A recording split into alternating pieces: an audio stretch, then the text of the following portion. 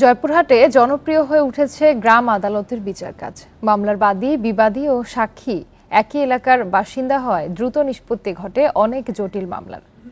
এসব ক্ষেত্রে প্রায় শান্তিপূর্ণ সমাধান হয়ে সামাজিক সম্পর্কও হচ্ছে মজবুত। এ নিয়ে আরো জানাতে শেরপুর ও নোয়াখালী থেকে যুক্ত হচ্ছেন সহকর্মীরা। শুরুতে শেরপুরের সহকর্মী মিরাজ উদ্দিনের কাছে যাচ্ছি।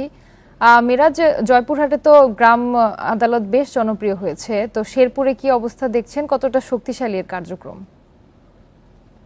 হ্যাঁ, আমি এই মুহূর্তে দাঁড়িয়ে আছি শেরপুর সদর উপজেলার সবচেয়ে বড় একটি ইউনিয়ন, পাকুড়িয়া ইউনিয়ন।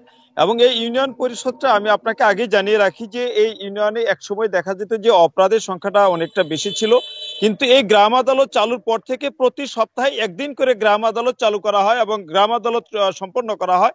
এবং আমরা এই ইউনিয়নের চেয়ারম্যান জনাব আলহাজ হায়দার আলী সাহেবের সাথে কথা বলেছি। তিনি যেটা জানিয়েছেন যে প্রতি সপ্তাহে অন্তত পক্ষে তিনি 4 থেকে 5টি ঘটনা তিনি মীমাংসা করেন এবং এতে করে মানুষের দেখো প্রতি মাসে অন্তত পক্ষে 10 থেকে 15টি গ্রাম আদালতের মাধ্যমে বিভিন্ন ঘটনা তিনি মীমাংসা করেন।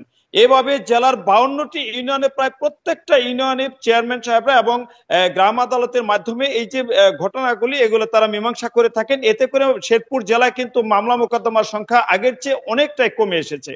এবং আমরা এই যে প্রত্যেকটা ইউনিয়নের বিভিন্ন ইউনিয়নের চেয়ারম্যান সাহেব এবং আমরা সংশ্লিষ্ট কর্মকর্তাদের সাথে কথা বলেছি, তারা যেটা জানিয়েছেন যে আগে গ্রামাঞ্চলে যে ছোট ছোট ঘটনাগুলি ঘটতো এবং এই ঘটনাগুলি থেকে কিন্তু আসলে বড় ঘটনা রূপ নিত, কিন্তু বর্তমানে এই গ্রাম আদালত চালুর পর থেকে কিন্তু শেরপুর জেলায় এই ঘটনাগুলি অনেক হ্রাস পেয়েছে এবং এতে সাধারণ মানুষের মধ্যে এই বিষয়টার জনপ্রিয়তা দিন দিন বৃদ্ধি পাচ্ছে।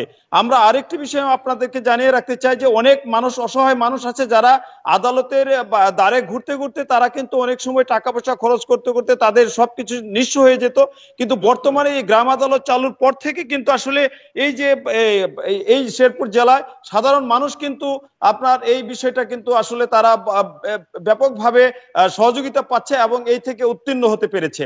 আমরা এখানকার জনপ্রতিনিধিদের সাথে কথা বলেছি, তারা যেটা জানিয়েছেন গ্রাম আদালতের যে আগের চেয়ে যে 75,000 টাকা ছিল তাদের জরিমানা করার ক্ষমতা, এবং এখন থেকে 3 লক্ষ টাকা করার পর থেকে কিন্তু তাদের এই ক্ষমতা বৃদ্ধি পাওয়ার পর থেকে তারা কিন্তু আসলে এই যে এই বিষয়গুলিকে মীমাংসা করার অনেকটা সহজ সুযোগ পেয়েছেন এবং এতে জনগণ কিন্তু উপকৃত হচ্ছেন।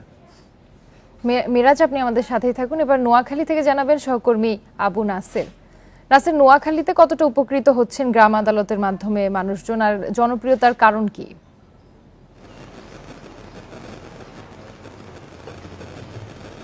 বরাবরের মতো নোয়াখালীতেও গ্রাম আদালত বেশ জনপ্রিয় হয়ে উঠেছে। এর একটি মাত্র কারণ, সাধারণ মানুষের সাথে কথা বলে এবং এখানকার সংশ্লিষ্ট যারা রয়েছেন তাদের সাথে কথা বলে জানতে পেরেছি। যেমনটি আমি যদি একটু দেখাই, এখন একটি এখানে গ্রাম আদালত নোয়াখালী 6 নং নোয়াখালী ইউনিয়নের গ্রাম আদালত, এবং এই আদালতের পরিবেশটা যদি একটুখানি দেখানো যায় তাহলেই আঁচ করা যাবে যে আসলে কেন মানুষ এখানে আসে। একটু পরিপাটি একেবারে